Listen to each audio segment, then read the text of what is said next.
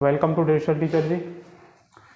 संगम प्रशासन या संगम युग का आपने पहला वीडियो अच्छी तरह से देखा होगा। उम्मीद है जो मैंने इंपॉर्टेंट पॉइंट बताए होंगे आपने उनको याद कर लिया होगा और आप वो वीडियो बार बार देखें। अब संगम का ये दूसरा वीडियो है, इसका दूसरा भाग है। इसमें चर्चा करेंगे संगम प्रशासन की। जब से वैदिक काल से राजा से बना है, हमें पता है राजा पहली बार बना है वैदिक काल से ही आया है, उससे पहले ऋग्वैदिक काल में नहीं होता था। तो जब से राजा बना तब से उसका टैक्स का सिस्टम भी बढ़ा है, तब से उसने टैक्स वसूलना भी शुरू किया। तो कुछ ऐसा ही देखोगे आप संगम प्रशासन में, राजा कुछ अलग तरह का टैक्स लेगा। तो कुछ टैक्स सिस्टम मैंने लिख रखा है, क्या टैक्सेशन सिस्टम था। दूसरा, जैसे ही राजा आता है, आपने सुना होगा दशराग का युद्ध उत्तर वैदिक काल में, तो कुछ युद्ध यहाँ पर भी होंगे। अगर युद्ध होंगे तो निश्चित तौर से सेनाएं भी होंगी। तो इनकी सेनाओं के सेनापति को कहा जाता था इनाडी। सेना कितने प्रकार की थी, तो यहाँ भी सेना उत्तर भारत की तरफ 4 प्रकार की थी: पैदल सेना, रथ सेना, घोड़ा सेना, हाथी सेना या गज सेना। तो यहाँ लिखा नहीं है, लेकिन जो मैं बता रहा हूँ वो आप लोग याद रखो। 4 टाइप की सेना थी, जिसे बोला जाता है आजकल चतुरंगी सेना। दूसरा, क्या इस समाज में वर्ण व्यवस्था थी? जैसे हम पढ़ते हैं उत्तर वैदिक काल में वर्ण व्यवस्था थी, जो मौर्यों तक चलती रही, कंटिन्यू चल रही है। तो क्या इस समय वर्ण व्यवस्था थी? तो यहाँ पर मैंने लिखा नहीं वर्ण व्यवस्था थी नहीं, लेकिन तुम आप लोग खुद सोचो। ये वर्ण देख रहे हो, ब्राह्मण, वैश्य, कृषक, अर्थात कॉन्सेप्ट लगा लो, वर्ण व्यवस्था यहाँ पर प्रचलित थी। शासक को कहा जाता था अराशर, ब्राह्मण को अंधा डर अड़ा खा लिया, वैश्य को बेड़गर और कृषक बेलाल। तो बेलाल शब्द आपका एग्जाम में बहुत बार बार पूछा जाता है, तो जब भी बेलाल लिख के आए आप समझ जाओगे कृषक परिवार की या कृषक की बात हो रही है। आइए शुरू करते हैं। प्रशासनिक इकाई।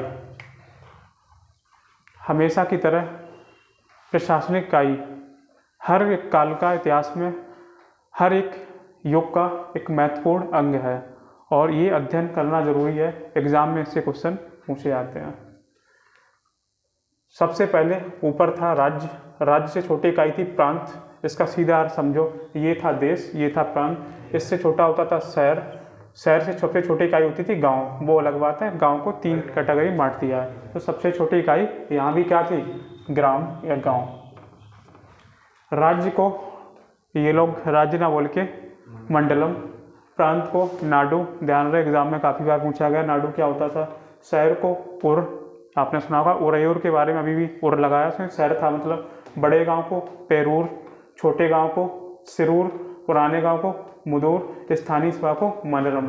लेकिन एग्जाम के लिए इंपॉर्टेंट ये 3 है आपके लिए, आप याद रखिएगा, आपसे पूछा जाएगा।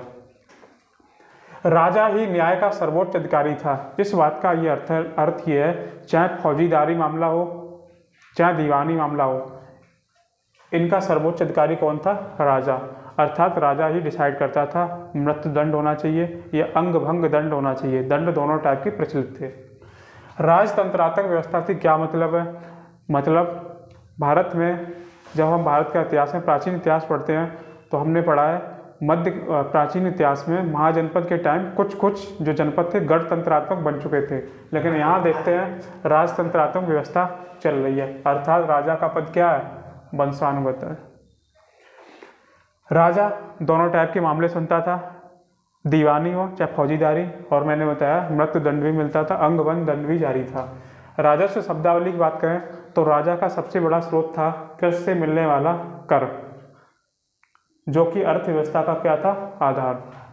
जब हम वैदिक काल की बात करते हैं तो कृषि एक आधार था। जब हम हड़प्पा सभ्यता की बात करते हैं तो व्यापार उनका अर्थव्यवस्था का आधार था। और हम बात कर रहे हैं संगम काल की, तो यहाँ पर कृषि एवं व्यापार दोनों आपके आधार थे। कराई एक प्रमुख टैक्स था। इस था भू राजस्व, तो जमीन से जो उपज होती थी उसका राजा कितना वसूलता था? 1/6। ये हर राजा के टाइम में अलग अलग होता है। इराई, ये सामंत द्वारा दिया जाना कर, या कभी कभी युद्ध होता था, युद्ध में जो लूटा हुआ माल होता था उसमें भी लिया जाता था, तो इराई कहा जाता था। सामंत द्वारा लिया, सामंत जानते हो राजा के अधीन छोटे छोटे अधिकारी।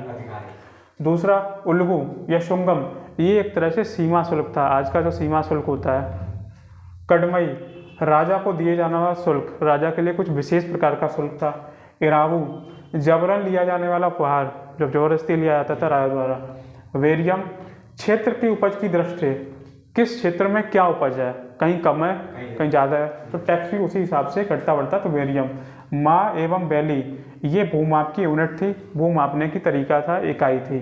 कलम अनाज की तौल की इकाई थी, पूछा जाएगा अनाज की तौल की इकाई संज्ञा युग में क्या थी, कलम। ठीक है, माँ एवं बैली भूमाप की इकाई। ठीक है, पंच महासभा में 5 प्रमुख इनके अधिकारी शामिल थे राजा के। सबसे ऊपर टॉप पर राजा, मंत्री को बुलाया जाता तमिल में अमेचार, पुरोहित को पुरोहितार, सेनापति को सेनापतियार, सेम है, राजदूत को दूतार, गुप्तचर को ओरार, ये ओ बना आ, ओरार। अब बात करते हैं कुछ तमिल देवी देवताओं के बारे में।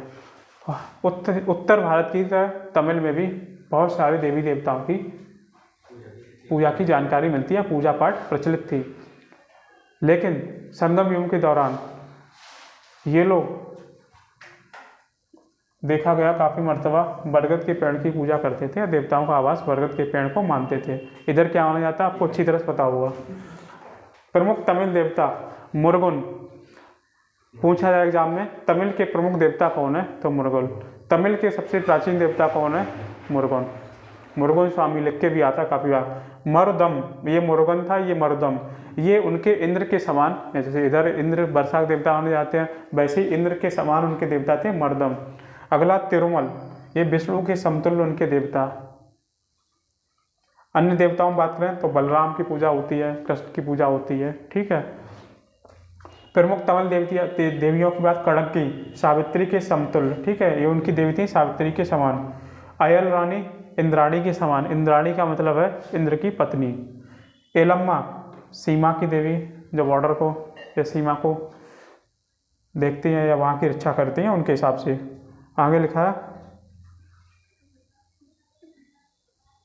कि क्या लिख दिया मैंने, कोरबल होगा शायद, कोरबल। ठीक है, एडिट हो गया।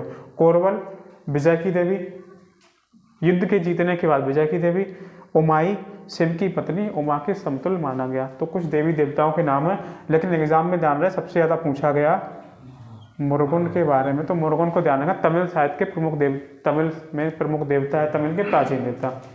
अब बात करते हैं संगम साहित्य में बहुत सारी रचनाएं हुई, ग्रंथ हुई। पहले हम देख चुके हैं संगम के दौरान प्रमुख बड़े बड़े ग्रंथों को। तो इन सब की भाषा क्या थी, तमिल।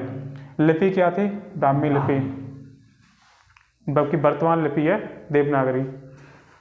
तमिल साहित्य के पिता कहा जाता अगस्त्य ऋषि को, ये भैया इन्होंने पहले में वो की थी अध्यक्षता। ठीक है, पहली संगम में। ओरयूर क्या था, मोतियों के लिए प्रसिद्ध, सबसे ज़्यादा मोती यहाँ से चुने जाते थे, ओरयूर से। ठीक है, मोती मतलब व्यापार के लिए प्रसिद्ध। पशु बलि प्रथा आप याद रखना प्रचलित थी, और साथ ही साथ याद रखना सती प्रथा का भी प्रचलन था। अर्थव्यवस्था का आधार बताया था, कृषि एवं व्यापार दोनों था। पोहार मतलब कावेरी पट्टनम, चोलों का सबसे प्रमुख बंदरगाह था। पूछा आएगा चोलों का संगम युग में एकमात्र प्रमुख बंदरगाह था, प्रश्न ऐसे आएगा। तो उसका सही आंसर होगा कावेरी पट्टनम। ऑप्शन बहुत लगे होंगे, कावेरी पट्टनम, ओरयूर, मदुरै, ऐसे सारे ऑप्शन दिए जाएंगे। तो प्रमुख कौन था, Kaveri Pattanam. Thank you friends, अब ये चैप्टर समाप्त हुआ, मिलते हैं नेक्स्ट वीडियो में।